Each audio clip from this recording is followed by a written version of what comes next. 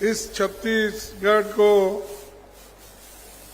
मैं अपने जीवन में ही नहीं, कांग्रेस के इतिहास में भूल नहीं सकते, क्योंकि आपने कांग्रेस का अध्यक्ष मुझे यहां से चुना। सिर्फ वोट ही नहीं डाला, लेकिन आपने सारे हिंदुस्तान के लोगों को यहां पर बुलाकर अपनी शक्ति और अपना जितना कुछ प्रदर्शन करना था वो सभी सारे देश के लोगों को आपने बताया। कांग्रेस यहां सिर्फ मजबूत नहीं, इतना मजबूत है, उस कांग्रेस के शक्ति को कोई तोड़ नहीं सकता। ऐसी छवि आपने बनाई है और यहीं से मैं कांग्रेस अध्यक्ष के नाते बाहर निकला। निकलने के बाद मेरे सामने दो चुनाव आए, एक हिमाचल का और दूसरा कर्नाटक का। हमने पूरी कोशिश की और आपके आशीर्वाद से हमने दोनों स्टेट भारी बहुमत से जीते और ये जो शक्ति मिली है, ये शक्ति छत्तीसगढ़ के लोगों के वजह से मिली है और इसको हम आगे बढ़ाते रहेंगे। ये जांजगीर में कांग्रेस अध्यक्ष के नाते मैं यहां आया हूं। जैसा कि भूपेश जी ने कहा था कि मुझे यहां पर 11 तारीख आना था, लेकिन पार्लियामेंट रहने की वजह से मुझे यहां आना मुश्किल था। इसीलिए मैं माफी चाहता हूं, क्योंकि वहां पर मणिपुर का विषय बड़ा गंभीर था और हम कोशिश कर रहे थे कि किसी न किसी तरीके से मणिपुर के इशू पे चर्चा हो और वहां क्या चल रहा है। और वहां पर इतने 200 से ज्यादा लोग वहां मर चुके हैं, 500 से ज्यादा लोग घायल हो चुके हैं, 5000 से भी ज्यादा लोग वहां पर घायल होके घर में पड़े हैं और कम से कम 5000 घर जलाए गए हैं। इतना ही नहीं, 50-60 हजार लोग अपना घर बार छोड़ के दूसरे टेंटों में जाके बसे हैं। तो हम ये चाहते थे कि भी इस देश का प्रधानमंत्री मोदी जी अपना मुंह खोलेंगे, कुछ लोगों को बताएंगे वहां के स्थिति को, क्योंकि राहुल गांधी जी खुद वहां जाके आए, उन्होंने वहां की हालात को देखा, लोगों से मिले, बच्चों से मिले, महिलाओं से मिले और अनेक लोगों से उन्होंने मिला, विद्यार्थियों से मिले। मिलकर वहां के हालात उन्होंने प्रेस के जरिए अपनी बयान जाहिर की। लेकिन हम ये सुनना चाहते थे, प्रधानमंत्री हमेशा ये कहते हैं कि मैं 140 करोड़ का प्रतिनिधि हूं, इस देश का नंबर 1 मैं लीडर हूं, तो हम ये चाहते थे कि भाई 140 करोड़ जनता का नेता पार्लियामेंट में आके, राज्यसभा में आके अपने बात को रखेंगे, इसलिए हम पूरी कोशिश किए, लेकिन उन्होंने आए नहीं। और जब वोट ऑफ नो कॉन्फिडेंस मजबूरी में हमको लाना पड़ा, क्योंकि हम ये चाहते थे कि वहां कितने लोग मर चुके हैं, दंगे कैसे हुए, किस किस का हाथ उसमें है, ये सारी चीजें जानने के लिए हमने बारीकी से कोशिश भी की, लेकिन उन्होंने अपना मौन नहीं तोड़ा, चुप्पी बैठ गए। और वो बाद में हमको बदनाम करने के लिए वो बोले कि हम चर्चा के लिए तैयार है। हमारे अमित भाई उसको उत्तर देंगे। अरे भाई, हम अमित भाई को नहीं पूछ रहे, हम मोदी जी को पूछ रहे हैं। तुम नंबर 1 हो, तुमको पूछ रहे हैं। बाकी के तो होम मिनिस्टर है, डिफेंस मिनिस्टर है, अलग अलग मंत्रीगण है, उससे हमारा वास्ता नहीं है, क्योंकि कैप्टन एक होता है।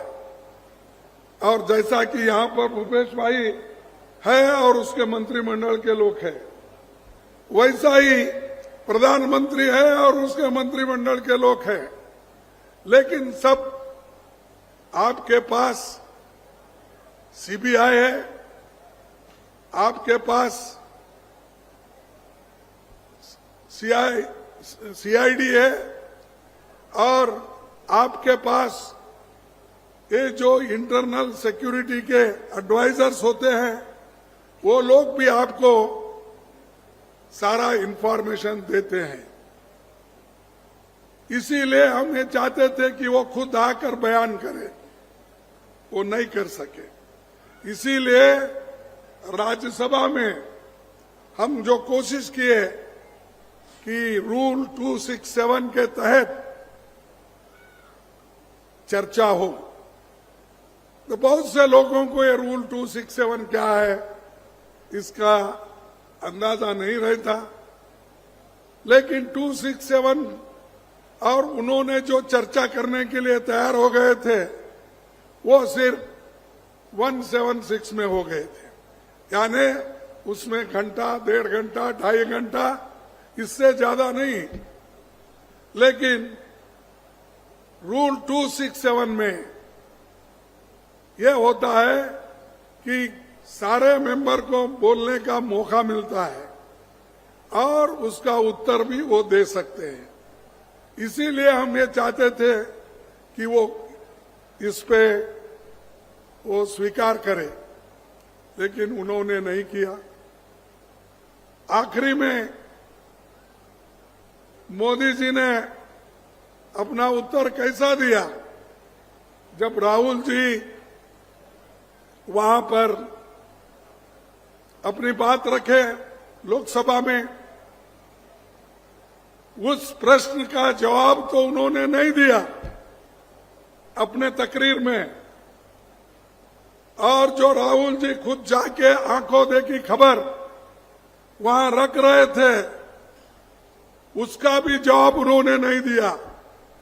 हमारे पार्टी के, हमारे 26 पार्टी के लोग मिलके जो एक गठबंधन बनाए हैं, उन लोगों का भी जवाब उन्होंने नहीं दिया। उल्टा उन्होंने क्या किया, कांग्रेस का मजाक उड़ाने का, नेहरू जी का मजाक उड़ाने का, कांग्रेस पार्टी के नेताओं का मजाक उड़ाने का। और वो बार बार ये कहते ये मोदी ने सब कुछ हुआ, देश में लाइट नहीं थे, मैंने लगा दिया।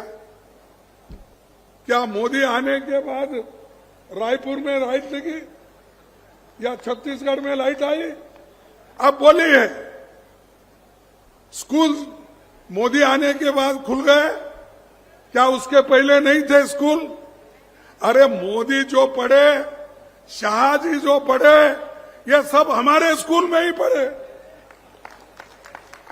नहीं तो क्या कहा ये लंदन जाके पढ़े?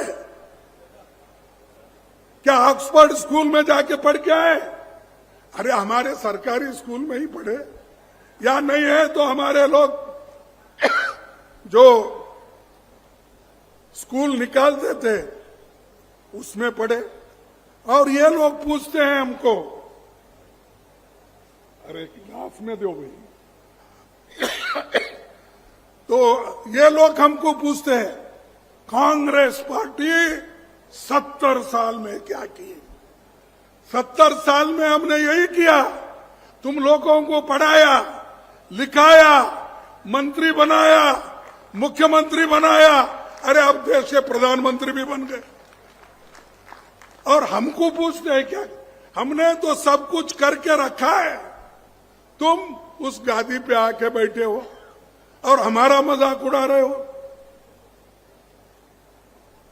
पंडित जवाहरलाल नेहरू से कंपेयर करते हैं, बड़े पंडित जवाहरलाल नेहरू किधर, वल्लभ भाई पटेल किधर, और हमारे कांग्रेस पार्टी के नेता किधर, आप किधर? आप तो आए सीधा ऊपर से टपके, लड़े भी नहीं इलेक्शन, चीफ मिनिस्टर बने।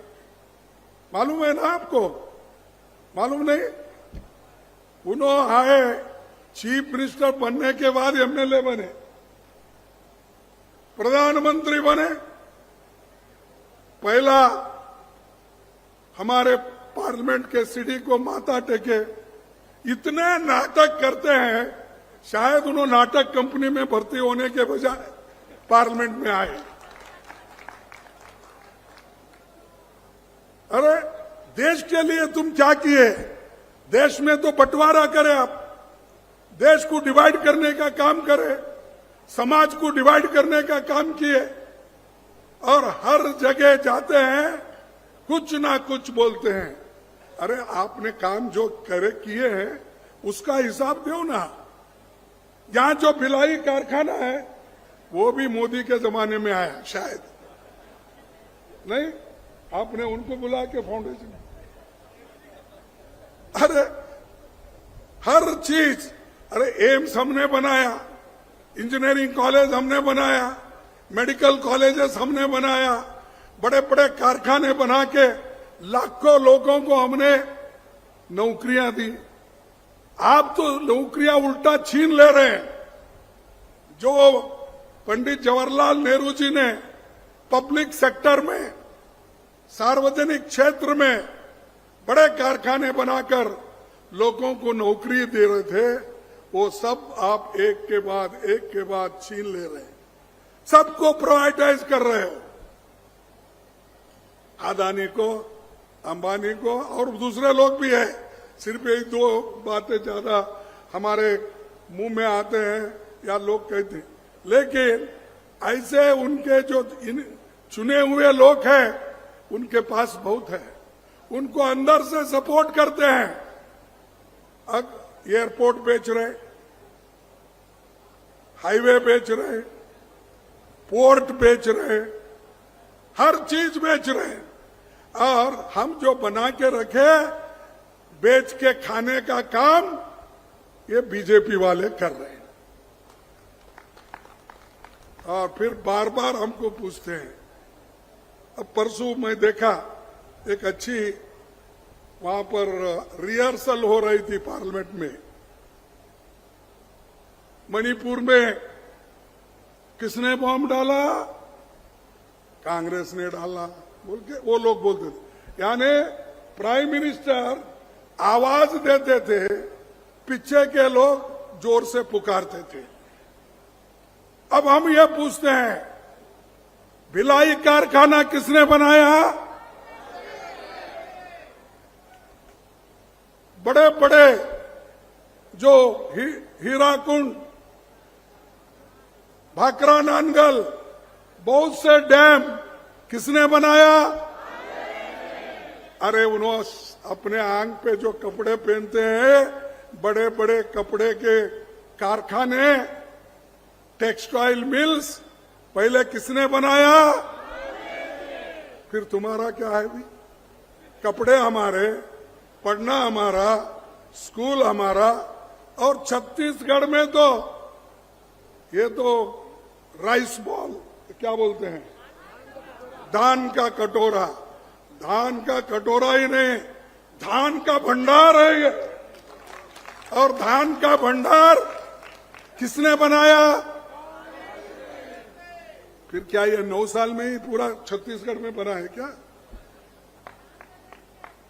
नो, ऐसी छोटी छोटी बातें पार्लियामेंट में कहकर लोगों को गुमराह करना। अरे जिस देश में खाने के लिए अन्न धान्य की कमी थी, अमेरिका से गेहूं मंगाकर लोगों को राशन के दुकान में देते थे। आज अन्न का भंडार गोदाम में भरे हुए हैं और लोग, Sonia Gandhi ji food security act लाकर उन्होंने गरीबों को एक धान देने का, राइस देने का काम शुरू किया और हर एक कुटुंब को कम से कम 35 केजी राइस देने का काम उन्होंने किया।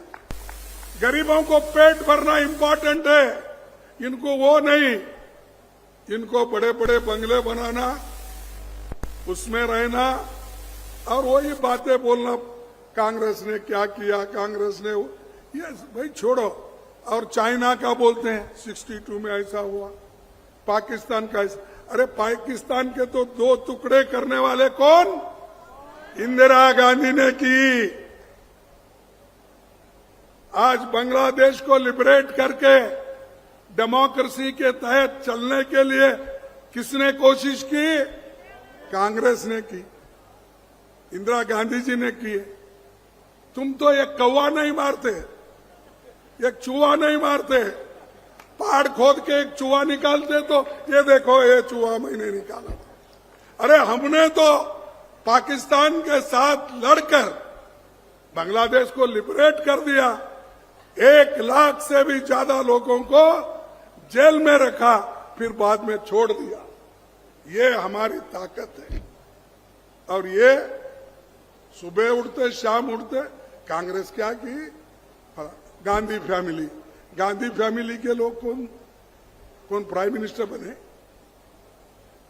राजीव गांधी के बाद आप बताइए कौन गांधी फैमिली के लोग प्राइम मिनिस्टर बने या चीफ मिनिस्टर बने या डिप्टी प्राइम मिनिस्टर बने या मिनिस्टर बने? कोई बना है? वो सिर्फ देश की सेवा चाहते हैं।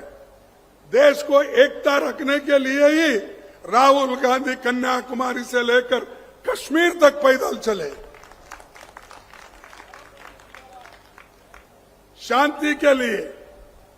और उनको भी ये बोलते हैं कि एक वंशवाद, अगर वो बीजेपी में तो इतने वंशवाद है, कोई चीफ मिनिस्टर का बेटा है, कोई भाई है, फलाना है, उधर नजर नहीं जाता उनको। सिर्फ उनको नजर किधर है कि इधर राहुल गांधी, सोनिया गांधी, इधर देखो। अरे जो लोग उन्होंने कभी सत्ता के लिए कभी लड़े नहीं, उन्होंने हमेशा सेवा भाव से काम करते आए, तो ऐसे लोग आज हमारे कांग्रेस को बदनाम करने का काम कर रहे हैं। लेकिन हमारा काम कैसा है? हमारे नेता लोग जो कुछ भी कांग्रेस पार्टी उनको आदेश देती है, वो आदेश पूरा करती है। यही देखिए अब भरोसे का सम्मेलन क्यों हो रहा है कि जो भूपेश भाई ने, कांग्रेस पार्टी ने, उनके मंत्रीगण ने जो आपको भरोसा दिए थे, उस भरोसे का काम उन्होंने किया है। हमारा सिर्फ राम भरोसा नहीं है, राम के नाम से भरोसा नहीं है। हमारे लोगों को निश्चित रूप से उनके घर तक, उनके दिल तक, उनके अकाउंट तक जाने का काम हमने किया। और ये लोग करते हैं राम भरोसा, जो कुछ भी बोलो 15 लाख देता हूं। दिए क्या? 15 लाख हर घर को देता हूं। किसने बोला? मोदी ने बोला। छत्तीसगढ़ के मिला होगा। हाँ, छत्तीसगढ़ के लोगों को आपने दिलाया होगा। आप झूठ बोल रहे हैं। हाँ, ये कैसा? क्योंकि या तो प्राइम मिनिस्टर झूठ होगा या नहीं तो आप, कहीं कोई ना कोई झूठ होगा ना भाई। नहीं तो आप लिए वाले झूठ बोल रहे। 2 करोड़ नौकरियां, 2 करोड़ नौकरियां हर साल देंगे। अब 9 साल बीत गए, 18 करोड़ नौकरियां आपको मिले नहीं। ये नहीं कैसा? एक देश का प्रधानमंत्री झूठ बोलता है? नहीं, आप नौकरी लेकर झूठ बोल रहे हो। मुझे ऐसा कहना पड़ता है। तो ये अपनी उन्होंने जो भरोसा दिए वो एक भी फुलफिल नहीं हुआ।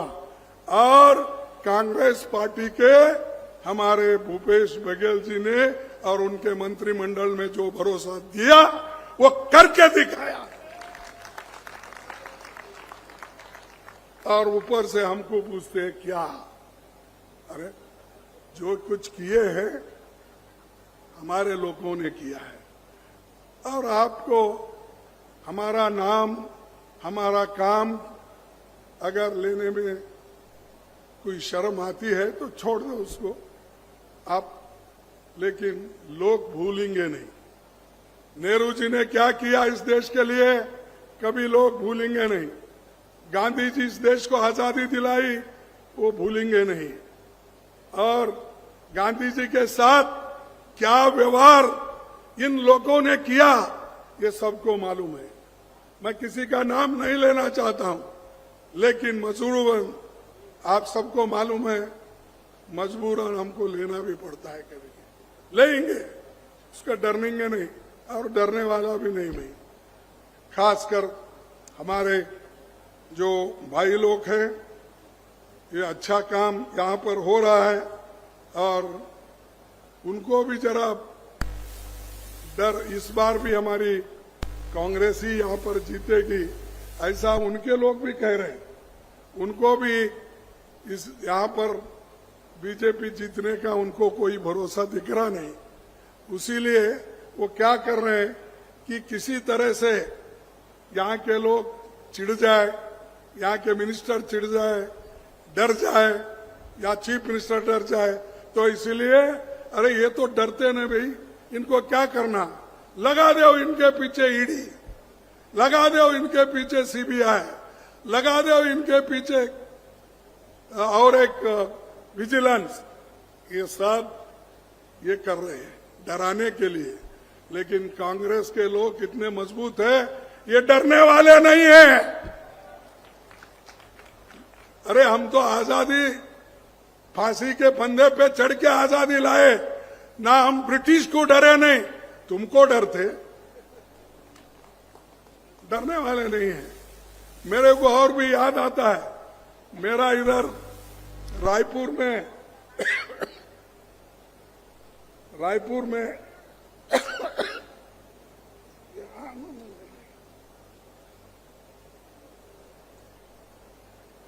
रायपुर में हमारी मीटिंग चल रही थी। बाहर से अंदर से लाखों लोग वहां जमा हुए थे।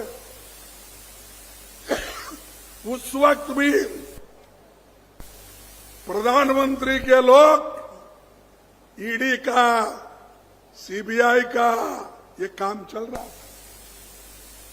इनकम टैक्स ना डालो, डर जाते हैं, कोई डरा नहीं। ईडी लगाओ, कोई डरा नहीं। तो वो जो सम्मेलन चला 3 दिन तक, कोई हिला नहीं, डरा नहीं। ऐसा थोड़ी गांधी जी के सिपाही, नेहरू जी के सिपाही से थोड़ी ही डरने वाले। जो इंदिरा गांधी ने इस देश को एकता रखने के लिए अपनी कुर्बानी दी, राजीव गांधी दिए, वो लोग डरेंगे नहीं। तो मैं ज्यादा वक्त नहीं लेता, क्योंकि मेरे को थोड़ा खांसी हो गई है, क्योंकि ये पार्लियामेंट में हमेशा कभी ज्यादा बोलने से मुश्किल भी होता है, ऐसा एक बार। लेकिन यहाँ पर का मैं और एक विशेष करके ये कहूंगा कि ये जो अपना यहाँ एक पवित्र स्थल है, महान नायिका, संसदविद, समाज सुधारक स्वर्गवासी मिनी माता जी को अपनी श्रद्धांजलि देता हूं। वो 52 से लगातार 70 तक एमपी रहे और समाज सेवा की, इसीलिए मैं उनको प्रणाम करता हूं। और वो इस इलाके में जो सामाजिक सुधार का काम किए, इसीलिए मैं उनको, उनके फैमिली को या उनके वंशजों को और जो इस जंजगीर के निवासी है, उन सबको मैं मेरे तरफ से नमन करता हूं। दूसरी बात यह है, लोकहित में जो हमारे पार्टी के लोग काम कर रहे हैं, ये बहुत बड़ा काम यहां हो रहा है। मैं समझता हूं ये जो कार्यक्रम छत्तीसगढ़ के मंत्रिमंडल ने दिया है, कांग्रेस ने दिया है, शायद भारत में किसी के सरकार, कोई स्टेट गवर्नमेंट इतनी नहीं दी। राशन लो, कपड़े लो, और यहां तक कि किसानों का कर्ज माफ, जो राहुल गांधी जी का एक सपना था, वो कहते थे उस वक्त अपना हर एक को इनकम होना, एक न्याय स्कीम। तो न्याय स्कीम को इन्होंने तो इम्प्लीमेंट कर ही दिया है, दूसरे जगह नहीं हुआ। तो जो चीज अब ऐसा है कि भूपेश बघेल के पास शायद अलाउद्दीन का चिराग दिख रहा, जो भी मांगोगे वो आपको मिलेगा। तो ऐसा अलाउद्दीन चिराग रख लेके वो बैठे हैं। छत्तीसगढ़ के लोग, खासकर गरीब लोग, किसान लोग, युवा, महिला, एसटी, एससी, सभी को कुछ ना कुछ दिया है। हमारे सभी जो वक्ता थे मंत्रिमंडल के, उन्होंने बताया, एक एक करके बताया, सबको कुछ ना कुछ मिला है, इसीलिए संतुष्ट है। यहाँ गड़बड़ी कम है जरा, इसीलिए ज्यादा गड़बड़ी नहीं है। तो मैं आपसे यही प्रण करूंगा कि ये जो शांति के साथ यहाँ डेवलपमेंट हो रहा है, तो इसको आप ऐसा ही संभाल के रखिए, और आने वाले चुनाव में इससे भारी बहुमत में आप चुन के लाएंगे, ऐसा मुझे विश्वास है। और एक आपके लिए भी उन्होंने कुछ प्रधानमंत्री जी ने बोला है, आप सुने या नहीं सुने। प्राइम मिनिस्टर ने मणिपुर की हिंसा की तुलना छत्तीसगढ़ से करके यहां के लोगों का अपमान किया है। ये पार्लियामेंट में क्या मणिपुर जैसा यहां कोई घटना हुई? अरे मणिपुर में जो हुआ, वहां हमारे महिलाओं की इज्जत लूटी गई, उनके कपड़े निकाले गए, घर जलाए गए, खाने के लिए कुछ भी नहीं है। ऐसा मणिपुर का स्थिति किसने बनाया? प्राइम मिनिस्टर ने बनाया।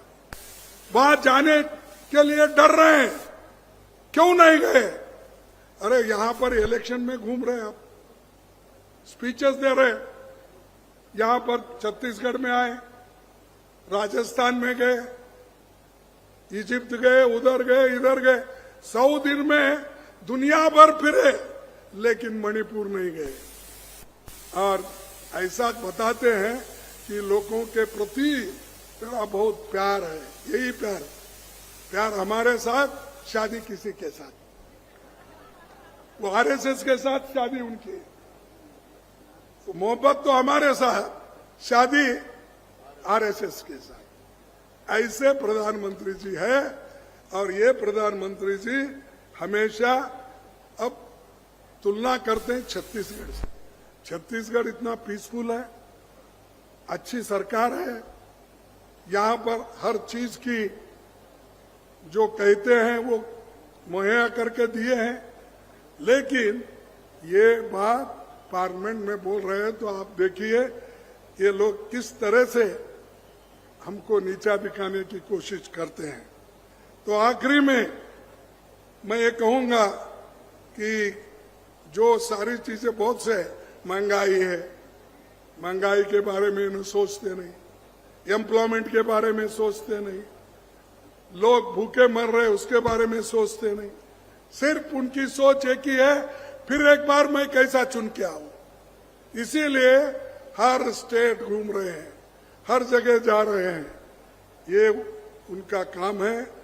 और दूसरा, ये बहुत से जगह अकाल गिरा है, ड्रॉट है, लोग भूखमरी से लोग बहुत तंग आए हैं। उनके बारे में उन्होंने कुछ नहीं बोला। लाखों शरणार्थी मणिपुर में रोजी रोटी का इंतजार कर रहे, इसके लिए उन्होंने कुछ इंतजाम नहीं किया। सोशल जस्टिस उनके पास नहीं है, सिर्फ वो जो बोलते हैं वही सही, दूसरों का सुनते नहीं। बैंकों, कोयला खनिजों को उन्होंने, हमने जो राष्ट्रीयकरण किया था, उन्होंने अब प्राइवेट को एक एक करके बेच रहे। ये सारी चीजें लोगों को तंग और तबाह करने की कोशिश वो कर रहे हैं। इसीलिए आपको सतर्क रहना है। आने वाले पार्लियामेंट चुनाव में आप एक होकर, एकजुट होकर कांग्रेस पार्टी को चुनेंगे और कांग्रेस पार्टी बहुमत से आने वाले चुनाव में, नहीं असेंबली में तो आएगा ही। मैं मेरा भी फिक्र कर रहा हूं भाई, मैं उनका तो फिक्र है, वो कैसा भी संभाल लिए हैं, इसीलिए तो वो भरोसे का सम्मेलन कर रहे।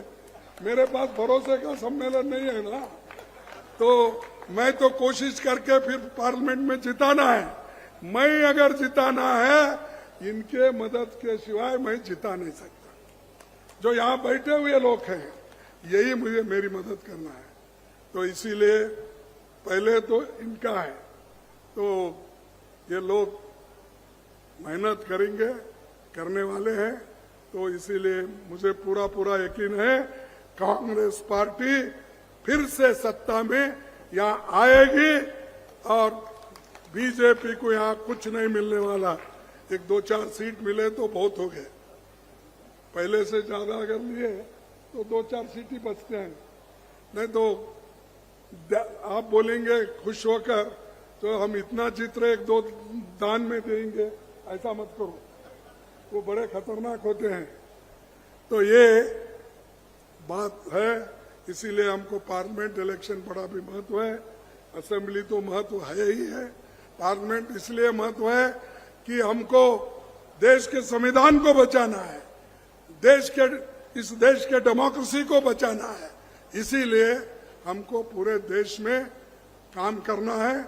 अब हम मुंबई में और एक मीटिंग रखे हैं 31 और 1 को, वहां लोग फिर 26 पार्टी के लोग जुड़ेंगे और हम सब जनता को ये दिखाना है कि हम मिलके काम कर रहे हैं और आगे आने वाले दिनों में जो कांग्रेस पार्टी और दूसरे पार्टियां मिलके बीजेपी को हराने की पूरी ताकत लगाएंगे।